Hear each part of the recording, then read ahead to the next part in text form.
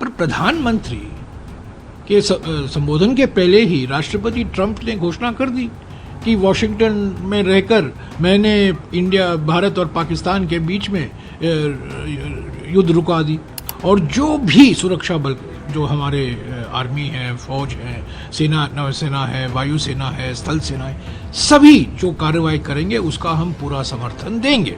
अमेरिकी राष्ट्रपति Donald Trump के हालिया बयान ने भारत में एक बार फिर उस संवेदनशील मुद्दे को छू दिया है जो दशकों से विदेश मंत्रालय के लिए लगभग वर्जित रहा है, कश्मीर मुद्दे पर किसी तीसरे पक्ष की मध्यस्थता।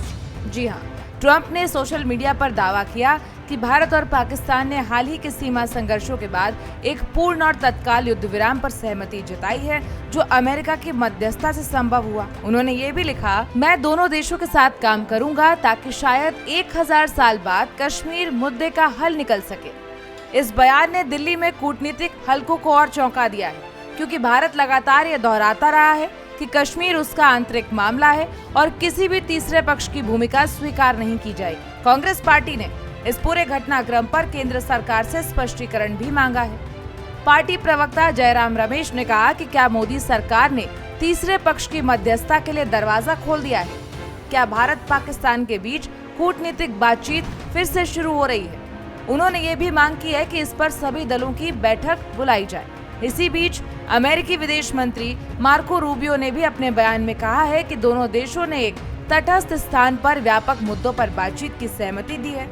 ये बात भी भारत को चौंकाने वाली लगी, क्योंकि नई दिल्ली ने पहले ऐसे किसी संवाद की पुष्टि नहीं की। इस घटनाक्रम ने एक बार फिर ये सवाल खड़ा कर दिया है कि भारत की कोई तीसरी पार्टी नहीं की नीति क्या अब दबाव में है, या ट्रंप की बातों को भारत पूरी तरह नकार देगा।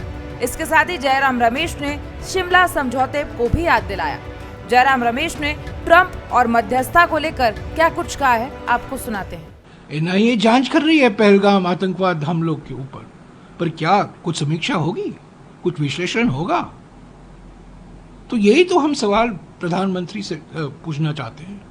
प्रधानमंत्री तो सवाल का जवाब नहीं देते हैं, एक लाइन देते हैं, कोई फिल्मी डायलॉग मारते हैं और चले जाते हैं।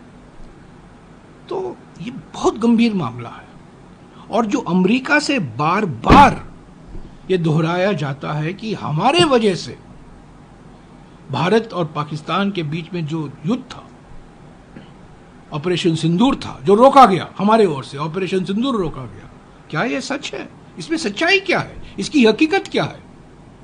प्रधानमंत्री को जवाब देना चाहिए, जनता को विश्वास में लेना चाहिए। कश्मीर के बारे में क्या क्या नहीं कहा है राष्ट्रपति ट्रंप ने। उन्होंने कहा है तो 1000 साल से ये लड़ाई चल रही है, 1000 साल से, 70 साल से ही, 1000 साल, ठीक है, उन्होंने कह दिया। पर ये क्या मीडिएशन अमेरिका करने वाला है, और ये न्यूट्रल साइट का मतलब क्या है? यानी कि हम कहीं कतर में बात करेंगे, दुबई में बात करेंगे? दुबई में तो हम क्रिकेट खेलते हैं, बातचीत किस पर करेंगे?